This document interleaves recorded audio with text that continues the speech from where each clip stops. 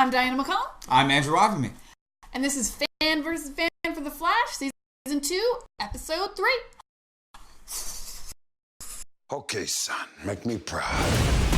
Captain Cold has a father, Colonel Cold. Don't worry, I remember our deal. You leave me alone, I make sure no one dies. Oh. I thought I stepped on an ear. Your dad won't care if people die. I will take you down. We'll see about that. I didn't think you had it in you, son. I'm touched. Flash, only this Tuesday at 8/7 Central on the CW.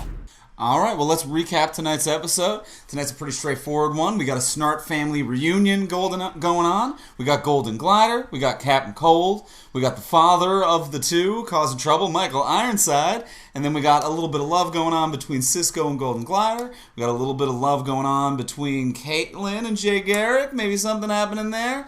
But at the end of the day, I'm willing to bet Captain Cold's going to get loose. That's what I'm putting my money on. But yeah, that's what happened on tonight's episode, so let's get right into it. Let's talk pros. Diana, what did you like? This episode was weird because I liked it overall, but there wasn't a whole lot of one specific things I liked. Okay. I'm going to choose like a kind of oddly specific one, even though she wasn't in here a lot. I love Patty. Oh, yeah. We just love Patty. We love Patty. Patty. All of her scenes are just so energetic and alive, and she's working real hard, but she's a badass, and she earns it. She's so charming and likable and affable. Like, I want to hug her. I want to be in the world that she is in. She is my new favorite character just in anything. She's so charming. And, like, she kind of feels like Felicity, but I don't mind because she's actually really close to her comic book version of herself. So in a way, Felicity was kind of her instead of her being Felicity. But I don't even care. I love Patty. Right. She's like she's a functional badass version of Felicity. Yeah. Felicity and Diggle rolled into the same person. For those of you who watch Arrow, I'm assuming most of you watch Arrow. But yeah, it's an incredible character. She should have been in this episode more, but when she's in it, it's a delight. It's great. Little bits of Patty. Yeah. Little bits of Patty. And the other really big thing, I think we can probably both agree, Joe. Yeah. I knew we were going to talk about Joe. Jesse L. Martin crushes every scene.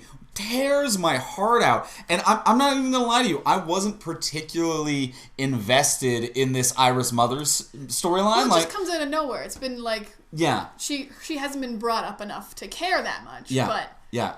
It was a bit of a blind side of a storyline of being like, and now there's a mother involved, and how's Iris going to react? And for the most part, I was like, I don't really care how Iris is going to react, and the mother's a character I didn't know before, but then Joe comes in, and he's like, no, I'll act my way out of anything. I'm going to make you care simply through my emotions, and I did. Yeah, I cared.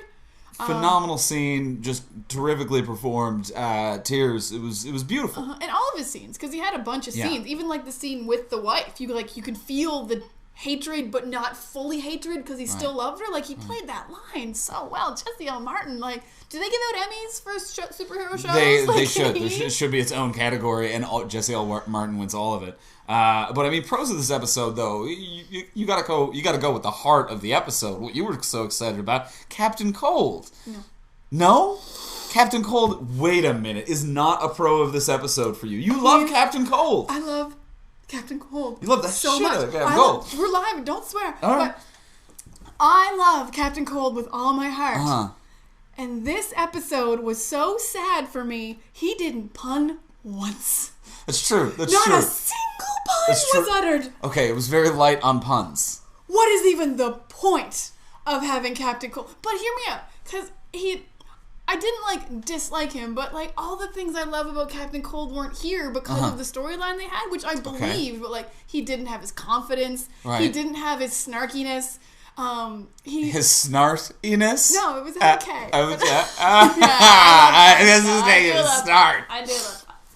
But he didn't have his snarkiness, and he just didn't have, not even just the no puns, but just if he doesn't have his charisma, then it feels off. And I know why he didn't, because his sister was in danger the whole episode, but it just... I agree he didn't have puns, but he had all of the charm that you love about Captain Cold. It wasn't Captain Cold's attitude of, I am so over this about working with Barry, even though it was the first time he's worked with Barry, when Barry's like, those guards, they just must have taken a break, and he goes, yeah, I guess that's exactly what they did, huh?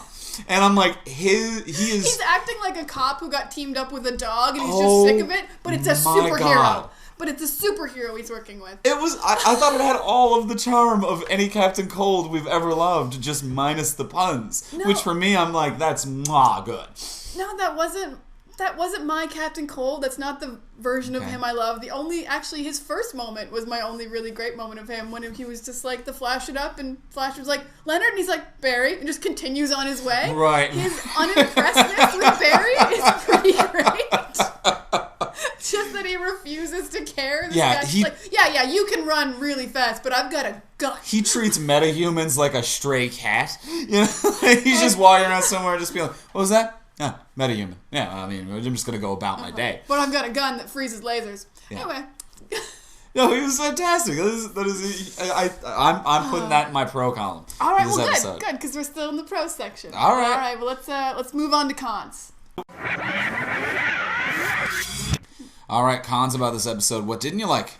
I'm going to give my first con to science in this episode. Fair. I have never conned science in this episode, in this show before. Yeah. Because it's about a guy who gets superpowers from lightning. No, I get it. But you don't like science. I understand. Don't like science. I believe in natural evolution. No, evolution's not what I believe in if I don't believe in science. All right, I screwed that up. You screwed that up entirely. But your con is how they treat science in this episode. Within 5 minutes, they had 3 terrible sciences. Mm-hmm. He froze lasers. Yeah. Froze some lasers. Yeah, we don't know how lasers work. Yeah, no one knows what lasers are. No, lasers are a mystery. Light. It's the unicorn of science. Walked through them. So Cisco took a bomb out of her neck that couldn't touch air. Yeah, that's what with a gun powered by air. Yeah. And he put the bomb into a little tube of air. Yeah. Had some air in there. Yeah. And he also managed to not pull out her neck organs. Yeah. You know how none of your organs will come out if you put a gun and you. Can you name me a couple of those neck organs? There's your veins. There's your arteries. There's your spine. Okay. There's muscle and skin and. Okay. All right. Esophagus. All right. You're right. You're a doctor. You are a doctor. Larynx. That's a lot of things that can get pulled out by a super-powered compressed air gun. Okay, but it was just that little bit. But it was just that. It was just that little bit, and nothing else. She didn't even have a wound. No, she wasn't even. She wasn't even like, "Oh, get me gauze." She was just like, "Yep, you sure did suck out a large piece of my neck, very comfortably and casually." Well, what I found infuriating about that was that the stakes didn't seem that high in that scenario for me. That's definitely a huge con for me, specifically the next scenario. Because from a story aspect, the stakes didn't seem that high. Because Mr. Snart is... How respectful. Mr. Snart. I forget his first name, but he is Mr. Snart now. Father Snart. Father Snart makes it sound like he's going to bring gifts in December. But Father Snart... Which would be appropriate because it'd be cold. Yeah, I see what you did there. Father Snart put this bomb into her neck. Now he's like a good or a semi-good criminal. He doesn't even seem to be as good as his son or daughter. Not anyway. But a room full of scientists were stumped by this bomb that he put into his daughter. How did he even get it in there if it can't come in contact with air? And then on top of that, how did a room full of scientists not come up with any better plan than that? Well, I came up with a better plan. I said dunk her head in some water and take it out. Yeah. I mean, there's still oxygen molecules in there, but oh, I'm sure. A gel? I don't know. Oxygen mask and a vacuum. Put her in some kind of a vacuum where there's no air and then kind of take it out with that. Well, I totally agree. Million options. But for me, that actually wasn't why there was no tension, the fact that they couldn't get the bomb out. Because I'll believe you can't get the bomb out. What I won't believe is that the Flash can't just get that switch off a dude with no powers. Like, I got the switch. She's fine. That's true. That Flash couldn't get the switch, and Snart also couldn't get even the switch. that Cold. Captain Cold is so much smarter than his dad. And now here's what I love about this episode is that at the end when his dad threatens to kill his sister, and Barry simply says, "Oh no, it's safe," and Cold kills his father, but his father never did get a chance to hit that button. Cold could have at any point just murdered his father. I totally agree. With no problem at all. Yeah, it wasn't on a dead man switch. No, it was which nothing. Is what I would assume you would do when you know your son's a murderer. Yeah. You would be like, no, you kill me, your sister dies. And most stories written like this, the episode would end with him pushing the button and being like, why isn't she blowing up? But instead, he just never pushed it. He could have just been murdered at any given time. Well, he also just took the Flash's word, so they could have just not even gotten that bomb out of there. That's true. That was a real trust issue. Man, Snart really does trust Barry.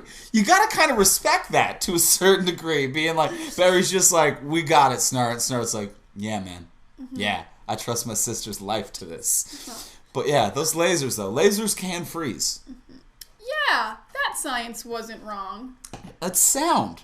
That is sounds. No, I know. That is absolutely what it is. Did you have any other cons? My main con was going to be the neck thing. And then also, too, like, I mean, as much as Jesse L. Martin's performance as Joe was one of my pros, like I said, the whole background of that storyline is a very large con for me. I really hope that storyline with the mother returning doesn't really progress any further. I don't want to see that in future episodes. Because the mother hasn't been a character that has intrigued me. They haven't laid the foundation for this storyline in previous episodes. So it's not like this is a big development of Iris's character. Iris doesn't even remember calling the police on her OD'd mother, which really feels like that would leave an impact. No matter how young you are, if you're young enough to call 911 and tell them that your mother OD'd, you're young enough to remember that. Especially if it was the last time you ever saw her. She never came back. Exactly. So I don't feel invested from Iris's perspective on this storyline. I don't feel invested from the returning mother's perspective on this storyline. And Joe's storyline is really just about explaining it to Iris and getting past that. And we're past it now. So, because Iris forgives people immediately. You know what? Wow. I like that. That's great. That's great. It fits her character because she forgave Barry and everyone for keeping that huge secret about the Flash. But I kind of let some of that bad storyline slide because it led to a great scene. But I'm hoping that great scene is the closed end of this plot line. I don't want to see episode 4. What does Iris's mother have to say now? We're done. It led to a great moment, and I think we can shut it down there. You know? Yeah, I'm pretty okay with that because it did feel like it was going to be in this one episode only because it's an episode about evil family, good family. Yeah. Kind of just how they both parallel, how you can be raised and it changes you. And yeah, I feel like there'll be like little ripples. This would be a very weird thing to introduce and never be brought up again. Never bring it up. Well, actually, knowing this story's history, I mean, they'll probably just kill her anyway. That'd be great. That would be great. I don't think we need to kill her. But I wouldn't be surprised if they did. It seems like something they'd do. As long as we don't see it again. All right. What do you feel? You feel like we got our cons in? We're good? I think those are all the cons. I have a list. 1 second. Yeah, Oh yeah, my con just says no puns. There we go. So we're good. So let's keep moving. Let's go on and see what we have for Easter eggs tonight. All right, for Easter eggs, I just got 2 little ones. So the thing they built was the Speed Force cannon. Mm-hmm. So they were gonna shoot Jay back in with, but didn't. So the Speed Force cannon is actually like a Silver Age thing they used to do. So there was this planet called Sevoth, and they needed someone to protect them. So they built a Speed Force cannon, and it actually brought Jay Garrick to their planet. Oh, that's cool. Yeah, so it's a Jay Garrick thing. He mostly uses it, so they brought it back. It's a nice callback. Like, he actually also got his powers via heavy water in the original runs. So they've had a really nice Jay Garrick callbacks to these episodes. Right. And then the other small one, it's not really even, it's kind of an Easter egg if you don't watch Arrow and don't know anything about Suicide Squad. These bombs that he planted in every one is the exact way that Suicide Squad works. So when Suicide Squad movies coming out, they use them in Arrow. It's villains that you get to do, not necessarily good things, but get to work for you by putting bombs in their head. Yeah, the Superman's not doing it. It's bad people doing bad things. But you put a bomb in a villain, you make them do what you want, or else you'll blow up their head. So this guy just stole that idea. Yeah. That's Suicide Squad through and through, but no callbacks to him actually using it. He's a criminal. He's a thief. Even his ideas are stolen. All right, that's just kind of how it works. Yeah. And I also wanted to just end with a theory I have. This is just a random theory I have that I liked, Lay down which the I think gauntlet. is going to be paralleled in this episode. Okay. So at one point in this episode, Barry says something like, I could have been a villain if I didn't have the right dad. Mm-hmm. He said that. He straight up said that. Foreshadowing. I think Zoom is Barry. I think Earth 2 Zoom is Barry. Okay. I'm throwing that out there. Okay. Throwing it out there. All right. Then what the hell is Wells doing back? Well, Wells isn't necessarily Zoom. Wells is a man who Eobard Thawne in the future took his body over. Yeah, but Harrison Wells is just a nice, smart dude. Yeah, but Earth 2 Wells came through that portal like a Terminator. Like that was it was a Terminator. I feel like nice, leap? smart dudes don't just explore like Terminators. Like I get that maybe this Earth 2 Wells did manage to create a portal to another dimension, but he didn't say to himself, now that I have this portal, what I'm going to do is I'm going to walk through and do the take one knee, fist to the ground, Terminator pose, and the slow look up. And I really hope someone sees it. And then he comes through and he's like, "Oh man, no one saw that. No one saw that." I'm gonna dispute that. Terminator pose? I'd say Iron Man pose. Iron Man pose? He lands and he looks up. That's how Iron Man lands. When you come through a ball of electricity, through that's all Terminator. Also, I think that's how they land when they go through Stargates on Stargate. That's also that's not how they do that at all. I think you're misremembering. All right, I'm tired of your terrible Easter eggs now. All right, that's fair. But overall, I feel like it was a fun episode. I had a great time. I loved it. This whole season's been great, and I really hope that it just keeps going as it is. Yeah, the season's been great. This wasn't my favorite episode. There was too many little storylines for there to be one storyline. But, like one committed storyline going through. But it was a fine episode. Yeah, I really liked it. How do you feel about that cold open with Iris just jumping out of a window? I feel like it wasn't cold enough. Oh, God. Thank you for that. I walked right into it. Thank you. I regret all of the decisions that have led me here. Nothing. I think we should end on that. Kicked him out.